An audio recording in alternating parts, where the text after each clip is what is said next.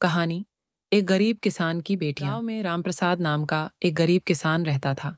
उसकी दो बेटियां थीं, सीता और गौरी। एक दिन रामप्रसाद एक छोटी सी झोपड़ी के बाहर बैठा है, बेचैनी से आसमान की तरफ देख रहा है। सीता और गौरी उसके पास आती हैं। सीता, बाबा, आज फिर कोई काम मिला? रामप्रसाद उदासी से, नहीं बेटी, आज भी कोई मजदूरी नहीं मिली और हमारे खेतों में भी फसल सूख गई है। पता नहीं हम क्या करेंगे। गौरी उत्सुकता से, बाबा, अगर हम भी काम करें तो मैं और दीदी तुम्हारा हाथ बंटा सकते हैं। रामप्रसाद मुस्कुराने की कोशिश करते हुए, तुम दोनों की जगह स्कूल में है, खेतों में नहीं। तुम्हारी माँ चाहती थी कि तुम दोनों पढ़ लिख कर कुछ बनो। सीता और गौरी एक दूसरे की तरफ देखकर सोचने लगती हैं। कुछ समय बाद सीता एक छोटी सी दुकान लगाती है, जिसमें हाथ से बनी चीजें बेच रही हैं, और गौरी छोटी बच्चियों को पढ़ाने लगती है। तभी गांव का एक अमीर जमींदार लाला श्यामदास वहां से जा रहा था। उसने देखा और ताना मारते हुए, अरे रामप्रसाद, तेरी बेटियां तो मर्द बन गई हैं, क्या कर रही हैं ये सब?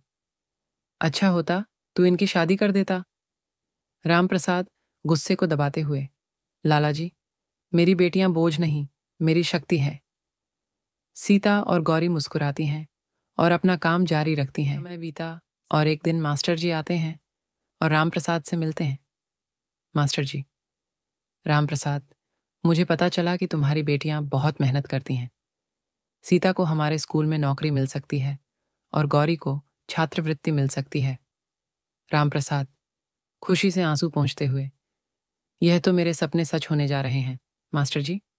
सीता और गौरी खुशी से अपने बाबा को देखती है। कुछ साल बाद रामप्रसाद वही पुरानी चारपाई पर बैठा है, लेकिन इस बार उसके चेहरे पर संतोष है। सीता स्कूल की शिक्षिका बन चुकी है और गौरी डॉक्टर बनने के सपने को पूरा कर रही है। सीता, बाबा, अब तुम्हें कोई काम करने की जरूरत नहीं है। गौरी, हाँ बाबा, अब हम तुम्हारा ध्यान रखेंगे। रामप्रसाद मुस्कुराते हुए, मैंने हमेशा कहा था, बेटियां बोझ नहीं होती, ये तो घर की रोशनी होती है।